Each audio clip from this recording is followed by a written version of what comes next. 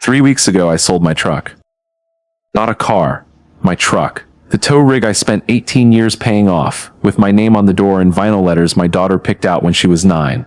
I signed it over to a man in a parking lot off Highway 21, and I stood there and watched him drive away in the only thing I ever built by myself. I'm 54 years old. Monday I go back to driving somebody else's rig. I did it for my sister. Colleen was going to lose her house. 3 months behind. $22,000. A foreclosure date already printed on a piece of paper on her refrigerator, under a magnet shaped like a strawberry. She called me on a Tuesday in March, crying so hard I couldn't make out the numbers, and I said yes before she got to the end of the sentence. I always say yes before she gets to the end of the sentence. 20 years of that. So 4 days later I'm standing in her kitchen and I put a cashier's check on the counter next to her fruit bowl. And she picked it up. And she looked at it for a long time. And then she looked at me and she said thank you, and then she said this. You don't know what this is like, Marcus. You've never had anything to lose. I want you to sit in that room with me for a second. Because I did. I had something to lose. I lost it in 2006, and I lost it for her, and she was standing right there when it happened. In 2004, my father found out that $19,000 was gone from the shop, and I told him it was me. It wasn't me. He never called the police. He did something worse. He stopped looking at me. 6 years he lived after that, and I don't think he said my name out loud one time. Not at Christmas. Not in the hospital. I was in the room when he died, and he looked past me at the door, like he was waiting for somebody else to come in. And Colleen stood in that kitchen 20 years later with my money in her hand, and told me I've never had anything to lose. Here's the part I still can't get my head around. She wasn't being cruel. I know cruel. I grew up with cruel. She meant it. She has told that story about me so many times that somewhere along the way it stopped being a lie and turned into a memory. My sister honestly believes her brother stole from their father. I didn't yell. I didn't say a word. I finished my coffee. I thanked her for it, and I went home. And then I stopped showing up. Let me start at the beginning, because you need to understand what kind of family this was before you can understand what I did. We grew up over the shop. My father ran Renner Auto on Waters Avenue in Savannah, and we lived in the 2 bedrooms above it, and the whole apartment smelled like brake cleaner. Still does, probably. I drove past it last year. It's a phone store now. My father was not a warm man. I want to be honest about that up front, because it matters later. Gerald Renner did not hug his kids. He shook your hand when you turned 12 like you'd been promoted to something. What he had instead of warmth was a code, and the code was small and hard, and he never once bent it. You pay what you owe. You don't take what isn't yours. You show up. That was it. That was the whole religion.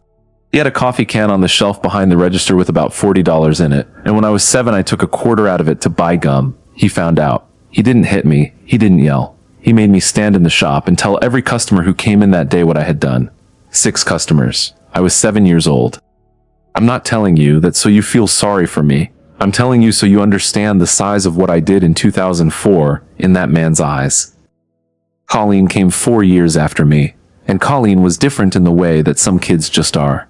She came out sunny. She could talk to anybody. Customers would come in for an oil change and end up talking to a 9-year-old for 20 minutes about their divorce. My father softened around her about 2 degrees, which for him was a heat wave. I wasn't jealous of that. I want to be clear. I liked her. I liked her a lot. When you're 4 years older, a little sister is basically your first job, and I was good at it. I walked her to school. I fought a kid named Dale Purvis in 5th grade because he called her a name I don't even remember now. I lost that fight. Got my nose broken. Worth it. That's who I was to her. That's the arrangement we had before either of us had words for it. She got in trouble. I got her out. That was just the shape of us. Our mother died when I was 16. Aneurysm in the kitchen on a Sunday. She was 39. And after that my father got quieter and the code got harder, and this house of 3 people just sort of froze into position and never moved again. I did okay. Not great. I finished high school and I didn't do college because there wasn't money and nobody suggested it. I worked at the shop for a while and my father and I were bad at that, working together the way fathers and sons are bad at it. So I left and I got on with a towing outfit and I found out I was good at it. People are having the worst day of their week when they see me. Something about that suited me. Colleen went the other way, went to school, got out, came back with big ideas and a business degree and a boyfriend named Doug who wore a golf shirt to Thanksgiving. And by 1999, she had opened her first flower shop, and my father was so proud of it that he framed the newspaper clipping, 2 inches in the business section. He framed it. He hung it in the shop. He never framed anything of mine. I know that sounds small. It is small. It's also true, and I thought about that piece of glass for 20 years. Now here's the thing about Colleen's shop that nobody in the family ever knew, including my father, right up to the day he died. It was drowning. It was drowning from about the second year. Flowers are a terrible business. You buy something that's dead already, and you have 4 days to sell it. She'd expanded too fast, took a second location out in Pooler that never worked, and by 2003 she was running the whole thing on 3 credit cards and hope. She didn't tell Doug. She didn't tell our father. She didn't tell me either, not until she had to. And I understand it, actually. I do. In our house, being in trouble with money wasn't a problem. It was a moral failure. She'd have rather died. So in October of 2004, she came to me in the garage bay after closing, and she was shaking, and she told me she had taken $19,000 out of the shop. Our father's shop, his register, his deposits, his money. She'd been doing it for 11 months. And she said, "Marcus, he's going to find out on Friday. I need to slow down here, because this is the 10 minutes that ate my life, and I've gone over it so many times that I don't trust my own memory of it anymore. Here's what I know for sure. We were in the second bay, the lift was down, there was a buick on it that I remember better than I remember my sister's face that night, which tells you something about how memory works. Maroon, 96 LeSabre, passenger side mirror hanging by the wires. She was still in her work clothes. She had that green apron from the shop balled up in her fist, and she kept squeezing it and letting go, squeezing and letting go. And she told me the number, 19,000 and change. 11 months of it. A little at a time out of the deposits, because she did the books on Sundays and nobody checked her. I remember I laughed. Not a real laugh. That sound you make when your body doesn't know what else to do. And then I asked her the only question I asked that whole night. I asked her if she could put it back. She said no. That was it. That was the whole conversation. The part where a different life was still available to me. About 90 seconds long. Because then she said, he's going to look at the October deposits on Friday, and he's going to know it was me, and Marcus, he will never speak to me again. And I knew she was right. That was the thing. She wasn't being dramatic. Our father would have cut her off at the root and never blinked. I'd watched him do it to his own brother over $400 in 1988. Uncle Ray was just gone one day. We were told not to ask. So I stood there and I did math that wasn't math. I thought, he already doesn't look at me the way he looks at her. I thought, I can take a hit like this. She can't. She's got the shop. She's got the newspaper clipping in the frame. I'm the one who tows cars. What's he going to take from me that he ever gave me?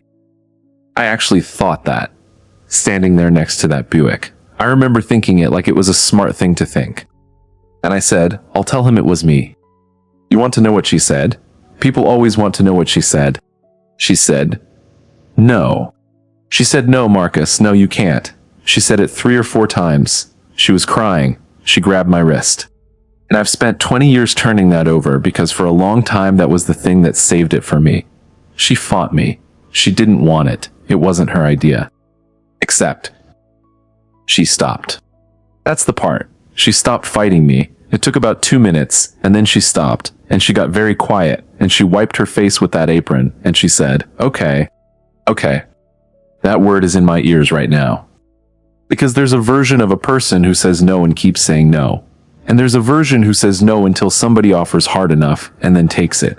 And I have never been able to decide which one my sister was that night, and I'm not going to pretend to you that I know. Friday I went in before she got there. I sat in my father's office, which was a desk in the corner with a calendar from a parts supplier on the wall, and I waited for him to open the ledger. He was quiet for a long time, longer than I expected.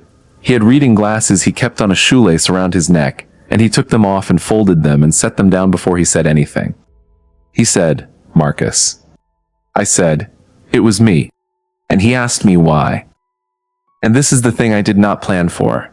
I had no answer. I hadn't built one, because in my head this was going to be him yelling and me taking it, and instead he asked me a reasonable question in a reasonable voice, and I had nothing. So I said, I don't know. That's what I gave the man. That's the whole defense I put up for the biggest thing I ever confessed to. He nodded. He put his glasses back on, and he said, "All right." He didn't fire me because I didn't work there. He didn't ask for it back. He didn't call the police, and he never told a single soul outside this family, which I know because I would have heard about it in this town. He just closed the ledger, and he went out into the bay, and he started working on that Buick. And that was the last conversation I ever had with my father where he looked at me while I was talking. 6 years. He lived 6 more years. Colleen came in that afternoon. She looked at me across the shop, and I gave her a little nod, like it's handled. And she nodded back, and she went to work. Neither of us ever said one word about it again. Not that year. Not ever. Not once in 20 years. That's not a figure of speech. Not one word. And I want you to hold on to that, because it's going to matter more than anything else I tell you tonight. Here's what nobody tells you about being cut off by somebody who never leaves. It would have been cleaner if he'd thrown me out. I've thought about that a lot. If Gerald Renner had stood up and told me to get out of his shop and never come back, I'd have had something. A door. A moment. Something with edges on it that I could put in a box and carry around. He didn't do that. He just adjusted. He'd say good morning to the room and not to me. He'd hand me a socket wrench and look at my hands. If I told a story at the table, he'd wait until I was done and then ask Colleen about the shop. Not rude. Never rude. That's what killed me. There was nothing you could point to and say, look, right there, he's punishing me. If I'd complained, and I never did, but if I had, I'd have sounded insane. He said good morning. What do you want from the man? 6 years of good morning. I got married in 2008, right in the middle of it. Tanya. She was a dispatcher at the towing company, and she had a laugh that filled up a room, and she saw right through me from about the 3rd week. My father came to the wedding, sat in the 2nd row, shook my hand in the receiving line, and he said, congratulations, and he meant it, and he looked at my ear. I've been trying to explain that to people for years, and I can't. He looked at my ear. Hannah was born in 2010, and when Hannah was born, my father held her for about 40 minutes and cried, which I had never seen him do, not even when my mother died. He cried over my daughter. And then he handed her back to Tanya, not to me. Tanya was 3 feet farther away and he walked her past me to get there. Tanya asked me about it in the car. What did you do to him, Marcus? And that's the whole thing right there, isn't it? Not what did he do to you? What did you do to him? Because that's the only story that makes sense from the outside. A father doesn't do that for nothing. There has to be a reason. And if the son won't say what it is, the son must be hiding it. I never told Tanya. In 11 years of marriage, I never told her. She left in 2019. It wasn't only that. But it was that. She used to say I had a room in me she wasn't allowed in, and she was right, and I let her walk out the door over it rather than open it. That's on me. Nobody made me do that. Now, the story. I don't know exactly when it turned from a thing that happened into a thing everybody knew. There's no moment. That's what's so slippery about it. It happened the way water gets into a basement. Because here's the thing my father did that I didn't understand until it was way too late. He never told anybody. He kept it exactly like he said he would, because the code was the code. But he changed how he was with me, and people watch. People are not stupid. And my sister filled in the blank. Not with a lie. I want to be precise, because this is where people want it simpler than it was. Colleen never once stood up in a room and said, my brother stole from our father, not one time. What happened is she made a joke. Around 2011, 2012, somewhere in there at somebody's cookout, she said something like, careful, don't leave your purse out around Marcus. Laughing. Big laugh. Everybody laughed. That's all. That's the seed. One line at a cookout. And I laughed too, because what are you going to do at a cookout? And then it was a thing. It became a thing the way things become things. Somebody's phone goes missing at Christmas and 11 people look at me and then look away, and it's funny, it's a bit, we're all in on it. Doug started doing it. Then the cousins. Then, eventually, her kids, who were being raised inside a joke they didn't know the origin of, about an uncle they'd never seen do anything wrong. 20 years of that, every holiday. It got a nickname eventually. I'm not gonna say it out loud. You already know what it was. And the whole time, not one person in that family knew what it was actually about. They just knew there was something. They knew the temperature dropped when I walked in, and they built a reason for it out of nothing. And my sister handed them the shape of it, and then joined the crowd looking at me. My father died in April of 2012, Colin. It went fast, about 5 months. I sat with him in that hospital for 4 of those months. Not Colleen, she came weekends, she had the shop. Me. I drove him to every appointment in the truck. I did his laundry. And on the last day, he was mostly gone, and I was holding his hand, and he opened his eyes and looked at the door. He was waiting for her. I want to tell you I didn't hate anybody that day, but this is supposed to be honest. 2 weeks after the funeral, I was cleaning out the apartment above the shop, and I opened a drawer in the kitchen, and I found something my sister left behind in October of 2006. And I put it in my wallet. And it's been in my wallet for 20 years. The question I get, when I've told pieces of this to the 2 or 3 people I've ever told pieces of it to, is always the same question. And it's always got a little edge on it. Why did you keep going? 20 years of holidays. 20 years of walking into that woman's house with a pie. Why did you keep going, Marcus? I've got 4 answers and I don't like any of them. The first one is the one I used to give. I'd say it's family. You show up. That's what you do. That's not an answer. That's a bumper sticker. That's me saying a thing my father would have said, in my father's voice, about a situation my father would have found disgusting. So throw that one out. The second answer is Hannah. That's the real one, for a stretch of it. My daughter had 2 cousins and a set of holidays and a place she belonged, and if I stopped going, she stopped going.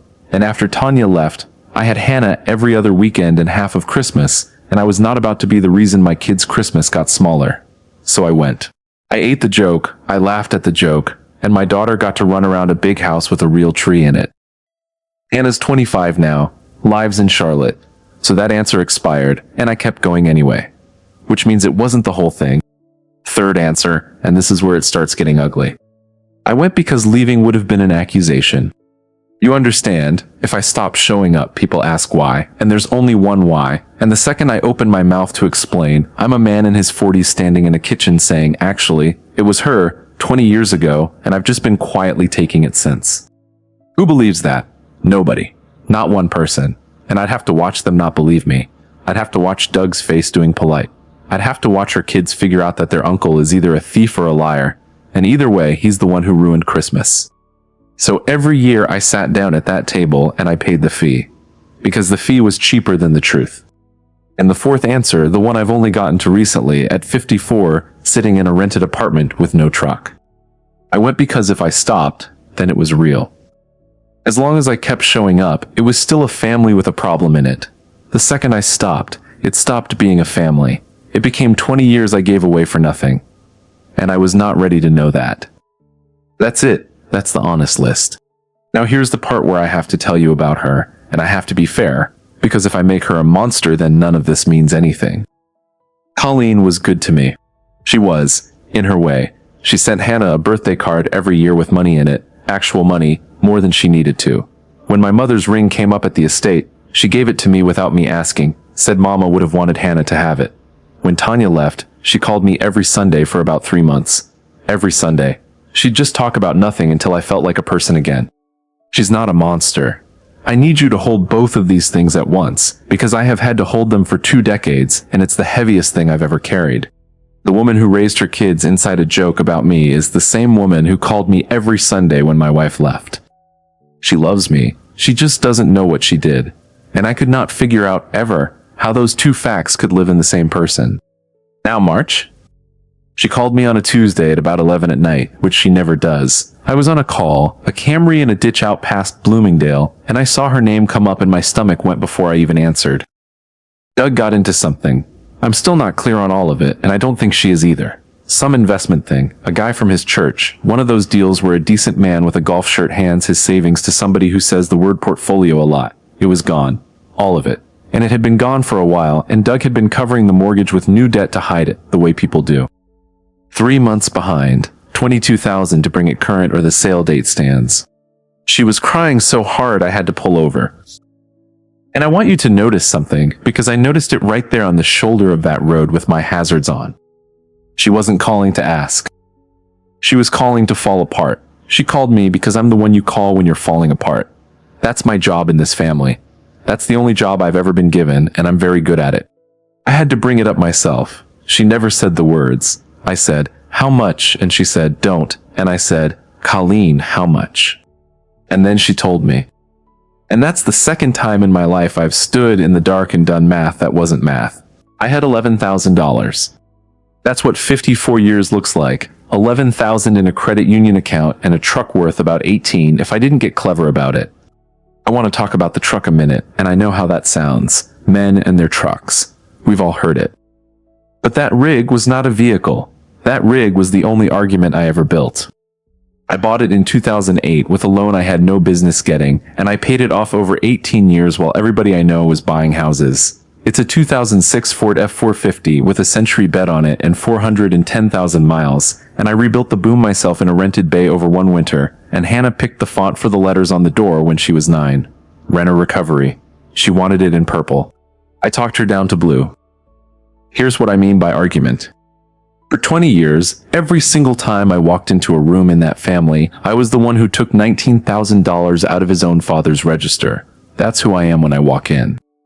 And then I'd go to work, and at 2 in the morning a woman with 2 kids in the back seat and a busted radiator is standing on the shoulder of I-95 in the rain, and I show up, and I am the best thing that has happened to her all night. She trusts me immediately. She has to. She puts her kids in my truck. Nobody who ever climbed into that cab thought I was a thief. That truck was the only place on this earth where I was who I actually am. That's what I sold. I want that on the record before I tell you the rest. I called a guy I know named Wendell who's been trying to buy that rig off me for 6 years. He gave me 16. It was worth more. He knew it. I knew it. Neither of us said anything about it, because that's what a fast sale is. 16 plus 6 of mine. 22. I met him in the lot behind the Waffle House on Highway 21 on a Saturday morning, and I signed the title on the hood of his car, and I gave him the keys. And then I stood there. He said, "Marcus, you want a ride?" I said no. It's 2.5 miles to my apartment, and I walked it, and I want to tell you I was thinking about something profound. I wasn't. I was thinking about a set of chains in the toolbox that I forgot to take out. I'm still thinking about those chains. $25 chains. That's how the brain protects you, I think.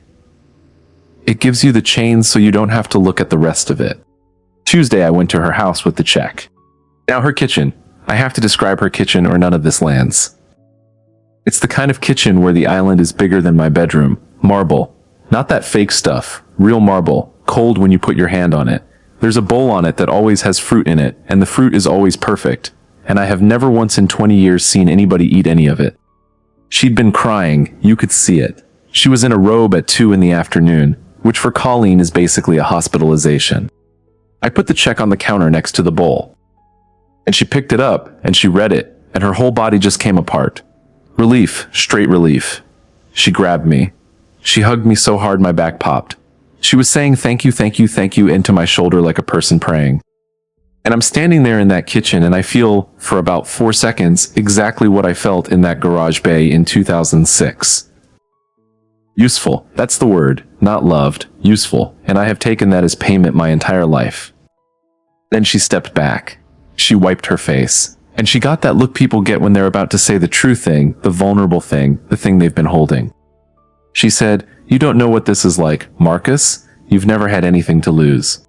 And the room went very quiet and very far away. Now I need you to understand what I understood in that second, because everything I did after this comes out of about 1.5 seconds of standing next to a fruit bowl. She didn't say it to hurt me. There was no edge on it. She said it warmly. She said it the way you say a thing that everybody in the room already agrees on. She wasn't lying to me. That's when I got it. That was the second. My sister was not keeping a secret from me. My sister does not have a secret. She has forgotten. She has told the other story so many times, for so long, in so many kitchens, that it went all the way down in set. It's not a cover anymore. It's her memory. If you put that woman on a stand under oath and asked her who took the money out of Gerald Renner's register in 2006, she would say her brother, and she would pass the polygraph. I stood there holding a coffee cup and I understood that there is nobody alive who knows what I did.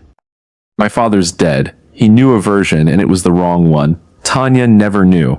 Hannah doesn't know. And the one other person who was in that garage has renovated it. I was the only witness left. I finished the coffee. That's the whole scene. People expect there to be more, and there isn't. I finished the coffee. I said it was good coffee. I put the cup in her sink, and I told her I had to get back. Back to what? I didn't have a truck. She walked me to the door and hugged me again and told me she loved me, and she meant that too. That's what I keep tripping on. Every word out of that woman's mouth that afternoon was sincere. I walked to the end of her street and sat down on the curb by the mailboxes like a kid waiting for a bus, and I called a ride, and I want to be clear that I did not cry. I've never been able to do that on schedule. I just sat there doing an inventory. 19,000 in 2006. 6 years of my father looking at my ear. 11 years of a marriage with a locked room in it. 20 years of a joke I laughed at. A truck. Chains. And on the other side of the ledger, nothing. Not one person's life is better for any of it. Not even hers. She'd have found another way, or she wouldn't have, and either way she'd be who she is right now. I paid for 20 years and the thing I bought didn't exist. Now here's where I tell you what I did, and some of you are going to be disappointed. I know what you want. You want me to go back in that kitchen with the receipt, slap it on the marble, watch her face come apart. There's a version of this where I do that, and it feels incredible for about 11 seconds. I didn't do that. I didn't do anything. I went home and I ate a sandwich standing up over the sink, and I went to bed. What I did was I stopped showing up. And I want to be honest about how that actually goes, because in your head it's a decision, and it wasn't. There was no moment where I sat down and decided anything. I've never sat down and decided anything in my life. That's sort of the point of me. Easter came about 6 weeks later. She texted the group. Same as always, the picture of the ham, come at 2. And I looked at it, and I thought, I'm not going. That's it. That's the whole thought. It wasn't defiant. It was flat. Like noticing it's raining. I texted back, working, sorry. I wasn't working. I didn't have a truck to work with. I was sitting in my apartment. She wrote back a heart. That's all. A heart. Mother's Day, nothing. We don't do that anymore since Mama. 4th of July, I said I was covering a shift. Somebody else's shift at somebody else's company, which was true by then. I'd hired on at a place out on Ogeechee, driving a rig with another man's name on the door. Thanksgiving, I said I had a bug. And by Thanksgiving I could feel it start to change, because that's 3 in a row and 3 in a row is a pattern, and Colleen is not stupid. She called. She said, hey, we missed you, is everything okay? And she was warm about it, and I said yeah, just a lot going on, and she let it go. She let it go. Remember that. Then Christmas. Christmas was the first hard one, because Christmas is the one with the joke in it. Christmas is where the whole thing lived. 20 years of Christmas. Anna came down from Charlotte, and she came to my apartment first, and we had our own thing, and it was good. It was actually good. And then around noon she said, okay, we heading over to Aunt Colleen's. And I said, you go on. I'm not going this year. My daughter looked at me for a long time. She's 25, and she's smarter than both her parents put together, and she has been watching this family her whole life with the eyes of somebody who wasn't invited to be inside the joke. And she said, okay, just that. Okay, Dad. She didn't ask me why. She didn't ask me why. Do you know what that told me? She already knew there was a why. She's known there was a why since she was about 12. She just never had a name for it, and she was not going to make me say it out loud in my own kitchen on Christmas. That's when I almost went. Right there. Because if my kid can see it, then it was never invisible. And if it was never invisible, then everybody chose it. But I didn't go. She went. I stayed home and watched 2 hours of a football game I didn't care about. At about 4 o'clock my phone started. Colleen, where are you? Colleen, Marcus. Colleen, everyone's asking. Everyone's asking. 20 years of everyone knowing exactly where I was and what I was, and now everyone's asking. Then, an hour later, the one that got me. Colleen, are you mad at me? And I sat there on my couch, and I looked at that question for probably 20 minutes. Because how do you answer it? Mad. Mad is what you get about a parking spot. I typed about 4 things and deleted all of them. What I finally sent was, no, just tired. Merry Christmas, Cole. And that was true, and it was a lie, and it was the most honest sentence I've ever sent that woman. The second Christmas, she didn't text me at 4. She texted me at 9 in the morning. 9 in the morning is a different text than 4 in the afternoon. 4 in the afternoon means the ham's out and somebody noticed a chair. 9 means she woke up thinking about it. That second year she wrote, I know you're not coming. I just want you to know the door's open. It's always open. And I believed her. That's what nobody understands. There was never a door. Nobody locked me out of anything. I could have walked into that house any Christmas of my life and been hugged. That's what made it unsurvivable. If they'd banned me, I'd have had a grievance. A grievance is a thing you can hold. What I had was an open door with 20 years of a joke behind it, and an invitation to walk back in and be the punchline, delivered with love. I didn't answer that text. First one I ever left on the floor. That year I didn't say working, didn't say sick, didn't say anything. And that's the year it stopped being an absence and became a fact. You know how you find out a family decided something about you? Nobody tells you. The texts just change shape.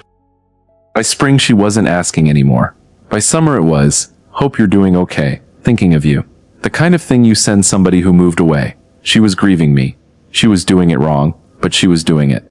And Doug, this is the part that gets me, Doug started sending me things. Doug of the golf shirt. Doug, who did the joke at 3 Christmases I can specifically remember. He'd send me a picture of a tow truck he saw somewhere. No words, just a picture of a truck. 6 or 7 times in a year and a half. Man never sent me a thing in 20 years and now he's sending me trucks. I never wrote back and I've kept every one of them. The 3rd year, she came to the apartment. March again, almost 3 years to the day from the phone call. She showed up at my door at 11 in the morning on a Saturday, and I hadn't seen her face in almost 3 years, and she'd gotten older in a way that made my chest hurt, because it's my mother's face, and my mother never got to be 54. She had an envelope. She sat on my couch, in an apartment where the only picture on the wall is Hannah at graduation, and she put the envelope on the coffee table and slid it toward me. $22,000. Cashier's check. She'd sold Mama's china and some jewelry. I found that out later, and Doug's picking up shifts at a hardware store at 58. And she said, I know why you stopped coming. And I've been sick about it for 3 years. And something came up in my throat, because for 1 second I thought she'd gotten there. I thought she remembered. Somewhere in 3 years of sitting with an empty chair, it came back to her. And then she said, I never should have taken your money. I took your truck, Marcus. I let you sell your truck, and I let you feel small in my kitchen, and I have never forgiven myself, and I want you to take this back so we can be a family again. That's what she came to say. She thought it was the money. 3 years. 3 years of an empty chair, and she worked the whole thing out, and what she came up with was, my brother is proud, and I bruised his pride, and if I give him the money back he'll come to Christmas. And I understood, sitting on that couch with my sister crying 2 feet away from me, that this is not fixable. Not because she's evil, because she's standing in a room that doesn't have the door in it. She can't find what she did. She's looking with everything she's got and she never will, because it isn't there anymore. She went over it so many times she wore it smooth. Now let me tell you what's in my wallet. October of 2006. Kitchen drawer, above the shop, 2 weeks after we buried him. It's a deposit slip. Carbon copy, the yellow one, from South Georgia Savings. Dated October 9th, 2006. $2,400, cash, into an account that isn't my father's and isn't mine. And down at the bottom, on the line, in handwriting I have known since I was 4 years old, that big loopy way she does a capital C. Colleen Renner. She put the money in her own account and left the slip in the drawer of the kitchen we grew up in, because she was 29 and terrified, and people who are terrified are not careful. I found it in 2012 and I put it in my wallet, and I have carried it every single day for 20 years, through a marriage, through a divorce. It's been in my back pocket at every Christmas, at every joke. When I handed her that check in her kitchen, it was 6 inches from her hand. I've replaced that wallet twice and moved it over both times, the way you move a photograph. Why? I only got the answer this spring, sitting there with her crying on my couch. It wasn't ammunition. I was never going to use it. I knew that by about 2014. It was proof that I'm not crazy. That's all it ever was. One piece of paper in the world that agrees with me. I didn't take the check. She sat there another hour, trying to make me. My sister's a salesperson. She's been closing since she was 9 years old in that shop. She tried every angle she had. And I just kept saying, I don't want it, Cole.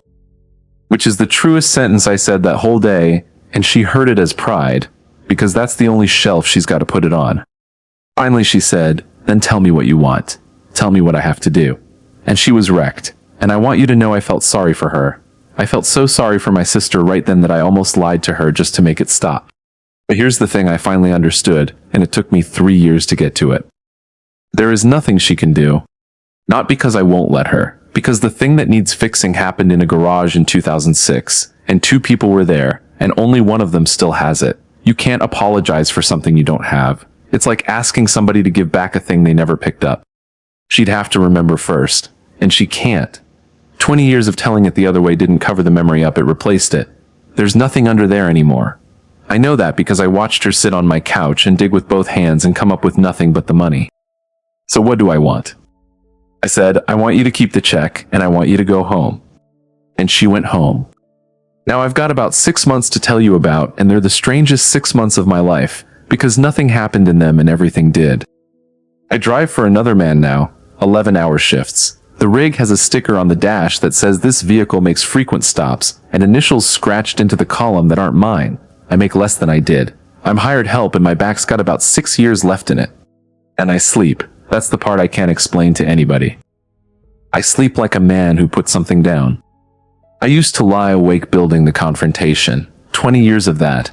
I had the version at the Christmas table where I stand up and say it in front of everybody. The version where I mail the deposit slip to Doug.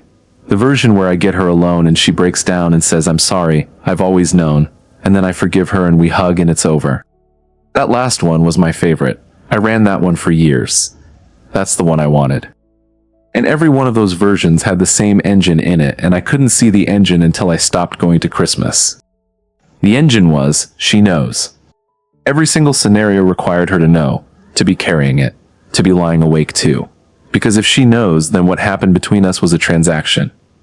An ugly one, a coward's one, but a transaction. 2 people made a deal in a garage. I paid and she took it, and somewhere in that woman there's a ledger with my name in it. That's what I was defending. Not my reputation. The ledger. Because if there's a ledger, I'm not a fool. I'm a man who paid a price for his sister. That's tragic, sure, but there's dignity in tragic. You can live in tragic. There is no ledger. She threw it out. Not on purpose. Not out of malice. She just needed to be able to look at herself in the mirror on Tuesdays, so her brain did what brains do, and it took a thing that would have killed her, and it sanded it down over 20 years into a joke about a purse. And I helped. I want to say that plain. Every year I sat at that table and laughed at that joke. I put another coat on it. Every Christmas I showed up and ate the ham. I confirmed the story.